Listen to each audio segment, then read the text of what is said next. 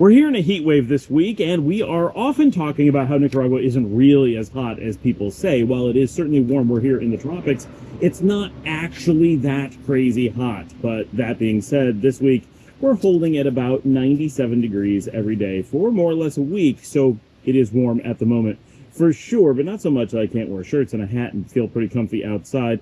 And we're still not running air conditioning for a lot of the house, but it is important, especially when it's hot like this, to have a good understanding of exactly how best to use air conditioning in order to make your home cooler efficiently. Because if you don't do it efficiently, one, you're wasting resources, it's not great for the environment, and two, chances are it's more expensive, and that's not great on your wallet unless you're just tired of carrying that money around, and then maybe it's good for you. But in general, people dislike light wallets for no reason. So I want to talk about why floor standing air conditioners are complete and utter crap today, because this is an important thing. People who are not familiar with air conditioners, have never played with one of these, have never spent time with it, may not really understand just how terrible they are and why and what is good. So we're going to talk about that. And if you've never tried to use them in an extreme environment like we have here in Nicaragua, or even worse like I used to have in Texas, it is not as obvious. So if you're using them for just light duty, you may not realize how much extra power you are using, all for something that really may not make that much sense for you anyway. So we're going to talk about that today. For a lot of people living in Nicaragua, is the first time that you're tackling a lot of different things with air conditioning. Maybe you're doing air conditioning for the first time because you're moving here from Canada, and why would anyone have air conditioning in Canada? I'm only half joking. And maybe for a lot of you, you're dealing with new situations of air conditioning, because if you're coming from North America, there's a very good chance, if you're under a certain age, that you've never had to deal with anything except for central air. Now, growing up in the United States, we didn't have central air. We were still using window units and only in select rooms. But over time, we moved to central air because that's the way that America moved. And so when we built a new house around 1984, that's what we did. When I bought my first house, that's what I had. And I've never had a house or an apartment that didn't have central air for my entire life since I was an adult, or really since I was 8 years old. But for those who are older like me, we can remember a time when we were a bit more like Nicaragua, because the houses here are built before, almost always, built prior to there being air conditioning. So they weren't able to accommodate air conditioning planning into the design of the houses because they had no idea how that was going to work. But the houses are designed to keep themselves cool in a lot of ways, so there's much less need for air conditioning in many situations, but retrofitting it may then make the natural cooling not as efficient. So there's give and take in all these things. Before we dive in too much, I'm Scott Allen Miller, and this is my life living in Nicaragua. If you would like to send in a video question and be on the show so that I can answer your question and actually everybody can engage with you and see you, that would be so much fun. I love when people do that. Look down in the show notes. We have all the information on how to do that down there, along with information on how to sponsor the show by buying me a coffee, and importantly, how you can help support our producer, Marcela, who has stage 4 Hodgkin lymphoma. We are raising about a total of $5,000, we hope, to help her and her family get through the next 2 years of treatments. She has her medical coverage is taken care of by the government of Nicaragua, but her family has a lot of caretaking needs, and she has children. She's a single mother. She has a lot of reasons that she needs some extra help, and so that money goes a really long way to help her through what we hope is a very successful cancer treatment. We also have information on other channels that we have. If you're looking for other types of information about travel or Nicaragua or whatever, check out our other shows and all kinds of stuff. If you need to contact me, everything's in the show notes. And of course, get down and say hello or ask questions in the comments. All right. So when you're here, a lot of places use, and we talk about this a lot, split units. In North America, these are available, but they're not super common. In fact, I've seen extremely few over the years. And I grew up in New York and spent a long time living in Texas, and these just don't catch on very much. And when they do, often it's in an office building, or we do find them in very old retrofits in like New York City. But in general, you could easily go a lifetime in the US and never really encounter one. And if you do, you may not look at it because, well, who looks at air conditioning, right? I get it. But when you move to a place like Nicaragua or Europe, most of the world that has air conditioning, you're going to encounter split units for a lot of reasons. The retrofit, for certain, is a major reason why people do it, and also because they're super efficient and they work really well. So we're often talking about why split units are generally better than central air. Not only is the physical unit more efficient in most cases, but also you're able to air condition just the spaces that you want to and not the entire house. You don't want to air condition a closet. You don't want to air condition a hallway and so forth in most cases. Some people do, and that's okay. But in general, we don't want to do that. We want to have a lot more fresh air. Life is different here. The weather is different here because it's the same temperature for the most part every day. We don't have the same needs to cool the entire house and then not cool the entire house. It's much different how we typically live with it, both for practical reasons and because of the climate.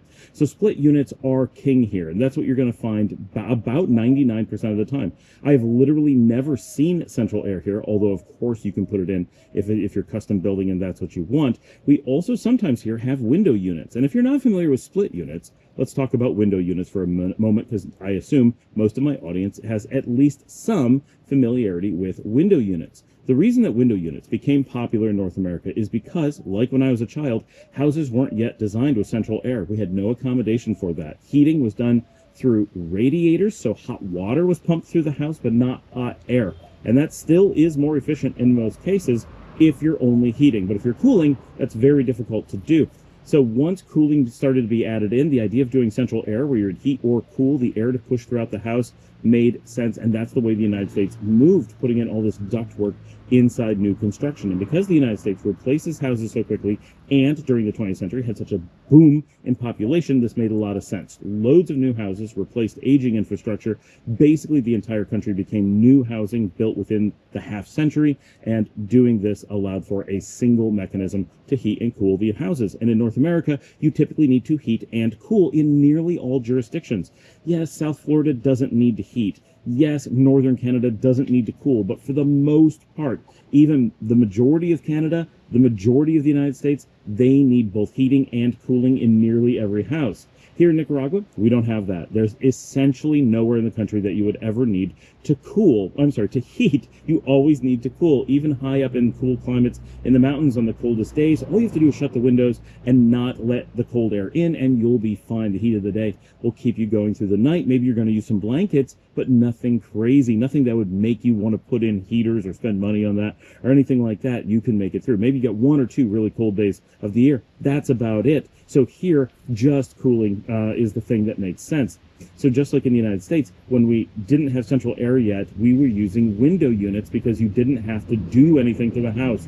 You could just buy the unit at the store, mount it to a window very precariously. This was a terrible idea, and you could use that to cool. And the way that it works is that the condenser is on the outside, and it's in a unit that cycles air on the outside of the house. So the air, cold air, coolish air, is pulled in from the bottom of the unit. It goes through hot coils, and the heat goes out the top, and it cycles around continuously like that outside of the house. So it's a very, very hot piece of very thin metal sheets. It's a heat sink, and it is constantly cycling air. And it's the same as the unit on the backside of your refrigerator and units like that. You can see this in action today inside your house. Have you ever put your hands on those? They're super hot.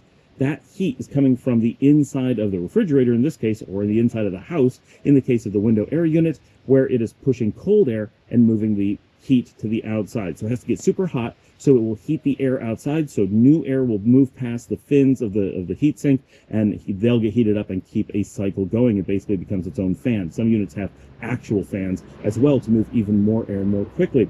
And so that is what the outside of the unit is doing.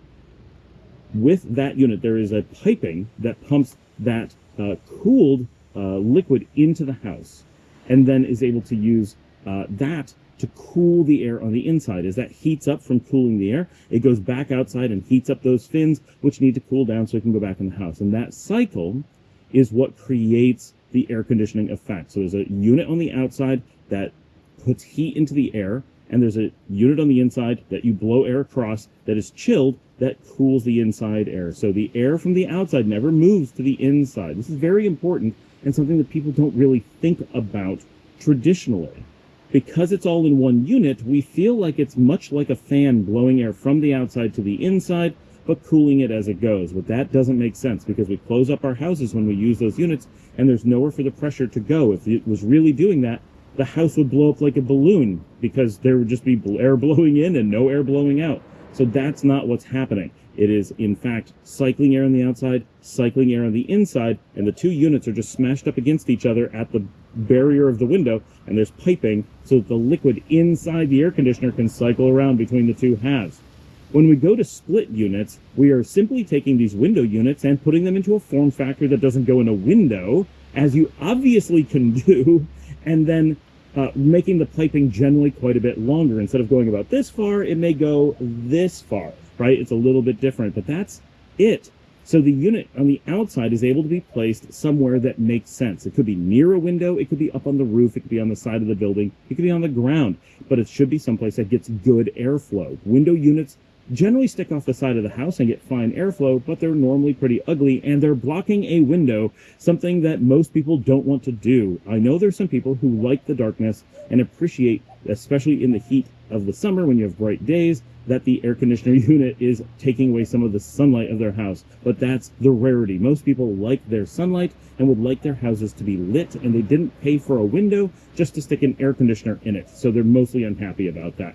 So having a unit, either a window unit that's not in a window, which is also possible, and I actually have one of those in this house. We have an old window unit air conditioner. They cut a hole in the wall and mounted it in the wall instead of putting it into a window, because we don't have windows in Nicaragua generally where those will fit. So they actually aren't window units here. They're just weird all-in-one air conditioners.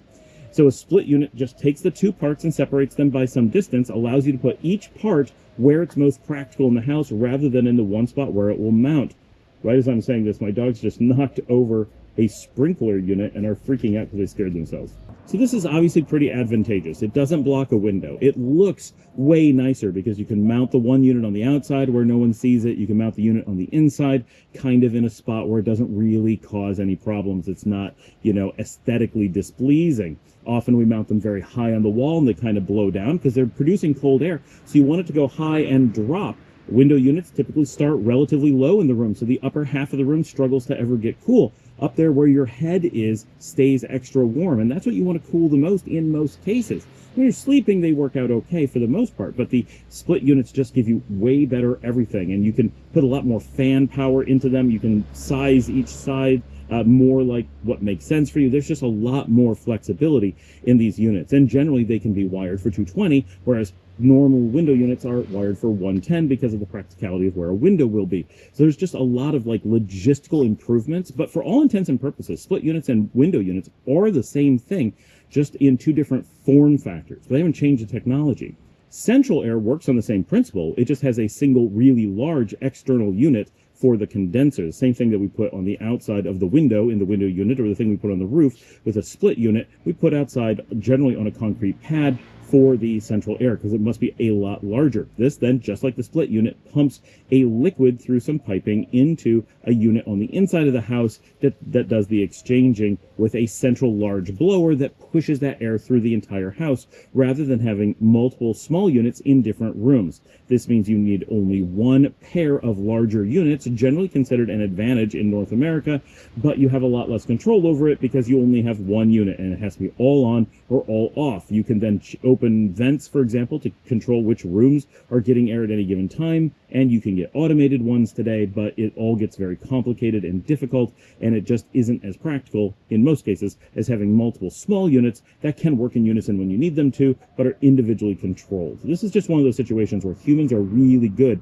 at being able to control air conditioners in a practical way, and automation is not. It wouldn't know when to cool down ahead of time. It doesn't know what you're going to do. There's just a lot of things that make it not work as well. That's what central air does. Okay, all of that was a setup to understand how normal units work. Now, floor standing units are the ones that you get in the middle of your room, and you get some piping, and that piping is meant to be attached to an outside window, giving the impression of being like a window unit. However, there's some important differences, really important differences that people need to understand. These are very popular, especially here in Nicaragua, because with expats, it is common that you move into an apartment, something that you're renting, and you say, I really want air conditioning.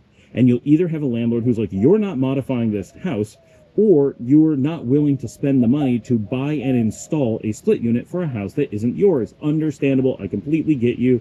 Okay. The other option would be a window unit. That's what Americans would do. Yes, absolutely. But the chances that your apartment is going to have an American-sized window that can hold one of those approaches zero. I've never seen one. I do know they must exist, but they are certainly an exception. You couldn't count on that. And even if the window size would allow for it, which is all but unheard of, Nearly all windows in Nicaragua have metal bars on them for security so that they can be open all the time without causing problems, without there being risk of entry. And those bars will block a window unit. So window units, unless you cut a specific hole just for them, basically are not an option. That's what Americans would do in America. I rented an apartment. I'm paying my own electricity. I'll just mount an air conditioning unit in the window, plug it in, and voila, works like clockwork. And it absolutely does. That's great. So that is a missing thing here. The way that many expats address this to meet all those needs that we just said is they buy floor units. These are, fairly large units. They sit on the floor. I own 2 of them, right? And they run inside the room. The entire unit sits inside the room, and you just take this ductwork, this plastic piping, put it up to a window, and then attach it a little bit like a window unit would be attached. It's actually harder to mount these than normal window units are. I have no idea how they've not mastered that better yet, but they've not. So you do all this, and it's blowing hot air out the window, and it feels brilliant. It's blowing cold air into the room that you're in. You can feel the cold air coming out of the unit. It blows hot air outside. Now, anyone who's used one will immediately tell you, oh, the caveat is 1, it takes up a bunch of space in your room, like a lot. And 2, it's really noisy because all the pieces of the air conditioner that are traditionally split, and some of them are outside, including the noisiest part, is now inside your room. So all of that outside noise and all the traditional inside noise is all going on there. And they'll tell you, if they've spent any amount of time with one, that the pipe going out the window becomes super heated and it's radiating heat into the room like crazy. And they'll tell you that you have to have a reservoir that collects all the water that's being generated by the system, because it basically acts as a dehumidifier, as all air conditioners do. And if you don't empty it regularly, you're going to flood. If you have a unit that has a sensor on it, then it'll stop working after not very long, and you have to empty it. The nice thing is you get some pretty clean water. So you want to give water to the dogs, you want to drink it yourself. I'm not saying I'm recommending it, I'm just saying you could. If you want to water your plants or anything, if you're in an environment where you're on water rationing, it provides more water, enough every day to like flush the toilet once or something. It's not a huge groundbreaking thing, but it is pulling water out of the air that you're not taking out of the ecosystem directly. So yeah, it's got its benefits, but it's really cumbersome. Now, all that, those are things you could live with. But what they don't tell you, because most people don't think about this and don't realize how air conditioning works, is that the source of the air has to come from inside the room. You're blowing hot air out, but where's that air coming from? It's creating an inverse pressure problem. You're decreasing the pressure in the room. This creates a couple problems. 1, you're creating a vacuum. So that means from under your door or beside the windows or from somewhere, it's going to suck air into the room. If it doesn't, the unit is going to either create a vacuum and kill you, or it's going to simply stop working. One or the other has to happen. So presuming that neither of those 2 things have happened, it is sucking air into the room. Hot air from somewhere else. So yes, you're blowing hot air out the window, but you're pulling other hot air into the room. So if you have a hot hallway, so we did this when we had a unit that didn't have good ventilation. We had a very small bedroom rental unit. We would hook it up, and you go into the hallway, and the hallway is a good 110 degrees because the air conditioner had to blow the hot air there. It couldn't put it on the roof, right, like you would with a split unit. It had to be there. So it's blowing this really hot air into the hallway. So the hallway was unbearably hot. But the room itself, for every cubic inch of air it blew out the window, it sucked a cubic inch of air in from that same superheated hallway. So not only were we pulling in hot outside air that we were trying to cool down, we were also superheating that air. Now, that will not always happen. That was a worst case scenario. But we were basically just cycling the super hot air around in a circle, making it impossible. There was no source to dissipate the heat. Now, that hallway was open to the outside air, so it did dissipate some heat, but a lot of it got trapped in that cycle. So this is even more inefficient than you would normally get. But you can see where the problem is. And you can see this in a car. If you're driving in a car using air conditioning in the car, you can pull outside air through your air conditioning and cool the car. And that does one level of cooling. You're constantly getting hot outside air. It goes through the cooling unit and comes into the car. But the hotter it is outside, the warmer the air coming into the car is. So it can't necessarily keep up, and it can't get cooler than a certain point. But you can switch your car to recycle its same air. So instead of pulling the hot air from outside the car, cooling it and blowing it into the car, the cool-ish air from inside the car is pulled back into the same cooling unit and cooled over and over again. It still has a maximum amount of cooling it can do, but it's way more efficient because it's a closed system and you're able to chill it farther then you're able to. So in a car, you switch to using its internal air, and it gets a lot cooler, a lot more efficient, because now it's running like a normal house unit, whether central air split unit or window unit.